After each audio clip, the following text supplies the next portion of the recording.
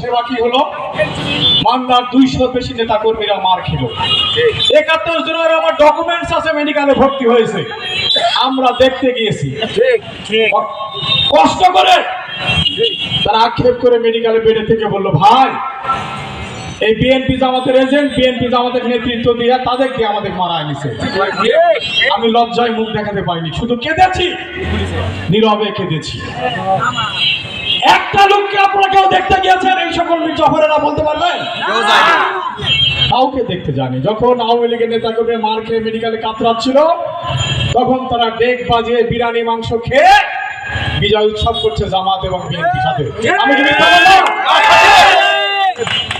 এরপর আবার কি সেবা নিব? তেতিরে নানে যায় দিকে একজন টিনের বাড়িতে এমন একটা খুব মারছে, ভাগ্যিস ভালোই ছিল না বিছানায় শুয়ে। এত জোরে কেটেছে গোটা টিনটা, এত লম্বা হয়ে আমার ছবি তোলা আছে। কতগুলো বাড়ির যে হামলা করা হয়েছে তার শেষ নেই। এটা কি ওনার সেবার লক্ষণ? না। মৈনব ইউনিয়নের যুবলীগের নেতা বুলবুল, ওনার মা অসুস্থ, উনি বাড়িতে ঢুকতে, ওনার বাবা অসুস্থ, উনি বাড়িতে ঢুকতে পারেন না, আর বাবা মারা গেল। মৃত্যুর দিনে গাছ উনি বাড়িতে সে জানাজা করলো। সত্যি না মিথ্যা বলা? মৈনব ইউনিয়নের মুক্তিযোদ্ধা আছে, তার ছেলে হলো সোহেল, তাদের নির্যাতনে এলাকায় থাকতে না পেয়ে নওগাঁতে চার্জার ভ্যান চালায়, সেটাও কি মিথ্যা? আমার শ্রদ্ধা প্রাণনাথ মামা মৈনব ইউনিয়ন আওয়ামী লীগের সহ সভাপতি, উনি 6 মাস বাড়ি ঢুকতে পারলেন না, নারায়ণগঞ্জে চাকরি করতেছেন, এগুলোও কি মিথ্যা? আর কি সেবা আপনার? আপনার কি কোনো সেবা চান? চাইলে আমারে বলেন, কোনো সেবা চান? সেবা আমরা আরো পেয়েছি। নুরুবাদ ইউনিয়নের জামাতের নেতা হয় ওনার প্রতিনিধি, এটা কি মিথ্যা? নাম বলে দিব? জনাব ইসমাইল হোসেন, কি নাম মিথ্যা নাকি?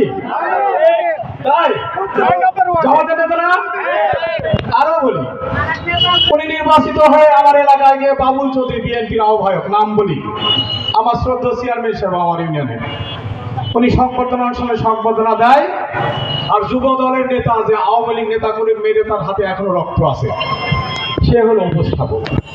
আর চোখ দেখিতে করে ভাই দেখার বাকি আছে? আপনি বলেছেন আওয়ামী লীগের নেতা কর্মী 6 মাস ঘুমায় থাক, আপনার 6 মাসের যে আচরণ এমন ভাবে বের হয়েছে, আমার জানা মতে মান্দা উপজেলা আওয়ামী লীগের স্মরণকালের সর্ববৃহৎ প্রতিষ্ঠা বার্ষিকী এটা।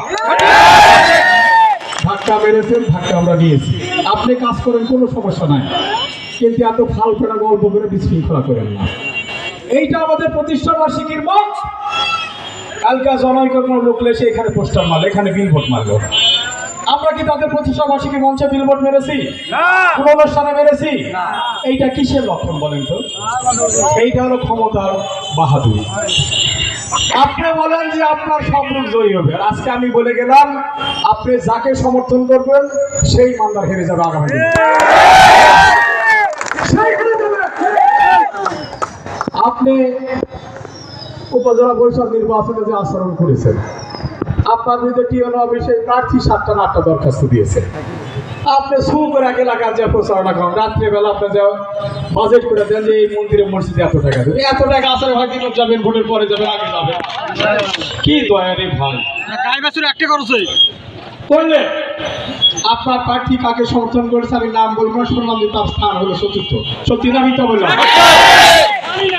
আমার মনে হয় মাহফুজ মানকে সমর্থন করলে ওনার নম্বরে 4র্থ না, কোনো ভালো আছে। আমি স্নেহের মাহফুজ রহমানকে ধন্যবাদ, কৃতজ্ঞতা জানাই, শক্ত মাজা করে উনি ঘুরতেছেন। আপনি সমর্থন করেন, আমরাও দেখবো, সমস্যা নাই, কোনো সমস্যা নাই। আপনি নির্বাচিত কিভাবে হয়েছেন সে ব্যাখ্যা আপনি আস্তে আস্তে দিচ্ছেন। আওয়ামী লীগ যারা করে, মুক্তিযুদ্ধের চেতনায় যারা বিশ্বাস করে, কোনো জামাত এবং বিএনপির সাথে আঘাত করতে পারে না। এই মজিবপুর গায়ে পড়েছি, আওয়ামী লীগের সাধারণ সম্পাদক হয়েছি, আওয়ামী লীগ পরিবারকে, মুক্তিযুদ্ধের চেতনা নেই, আওয়ামী লীগকে রক্ষার দায়িত্ব নিয়ে কোন জামাত এবং বিএনপির সাথে লিয়াজো করার জন্য আপনি ফুটের যে কি করলেন রে ভাই, সেটা তো আমরা জানি না। অবশ্যই আপনি বাবুল চৌধুরী ভাই বাড়ালেন, আমার ভিডিও ফুটেজ আছে, ওই আমার ভাই বাবুল চৌধুরী বলে না, এরকম করে যা চাপা ধরে, হাই রে ভাই রে, যে বাবুল চৌধুরী অত্যাচারে আমরা অতিষ্ঠ। কালকে প্রভাত পরিমাণে এক জায়গায় অনুষ্ঠান করলেন, কোনো আওয়ামী লীগের একটা নাই, আরো প্রোগ্রাম করলো, আপনার খালি একটু ভিডিওটা দেখেন, দেখতে পারবেন না?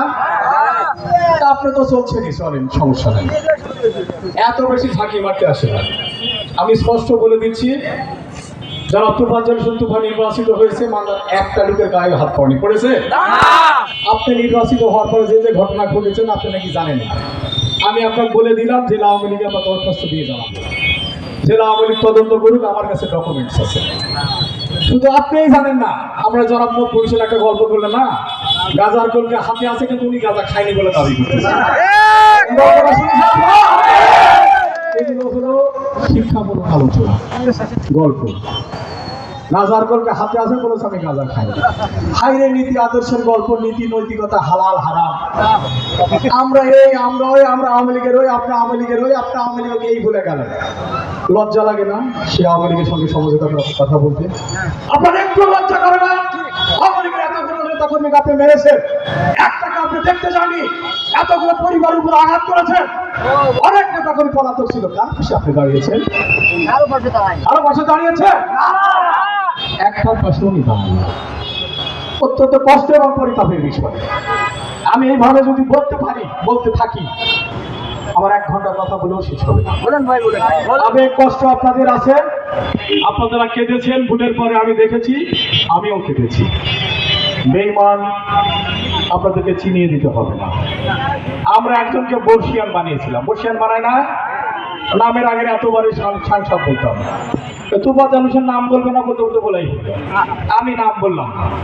বর্ষিয়ান কাদের দ্বারা হয়েছে?